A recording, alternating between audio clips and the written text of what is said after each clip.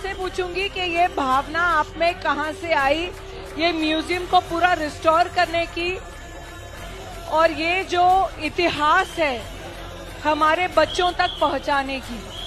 तुम्ही मराठीमध्ये सांगा प्लीज. मला वाटतं की 1892ला जेव्हा श्रीमंत भाऊसाहेबांनी सार्वजनिक गणेशोत्सवाची सुरुवात केली, त्याच्यानंतर ह्या ऐतिहासिक वारसा जो आहे या ट्रस्टचा, तो वाडामध्ये कुठेतरी कमी पडला होता. वाडा रिस्टोर करायचं संकल्पना आहे आम्ही सर्व जणांनी 2020ला घेतली.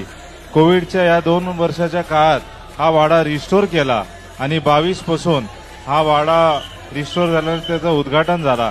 कारण हा वाडा जो इथे आहे हा क्रांतिकारांचा माहेरघर होता आणि क्रांतीची चळवळ इकडून सुरुवात झाली. म्हणून आम्हाला वाटलं की हे सर्व गोष्टी आम्ही करावी. नक्कीच आज पुण्याचा हेरिटेज वॉक असेल, पुन्हा दर्शन असेल, याच्यात ह्या वाडाचा नेमणूक तर आहे आणि पुढच्या 3 ते 6 महिन्यात हा वाडा युनेस्कोच्या याच्यात नेमणूक होईल असं मला तुम्हाला सांगायचं.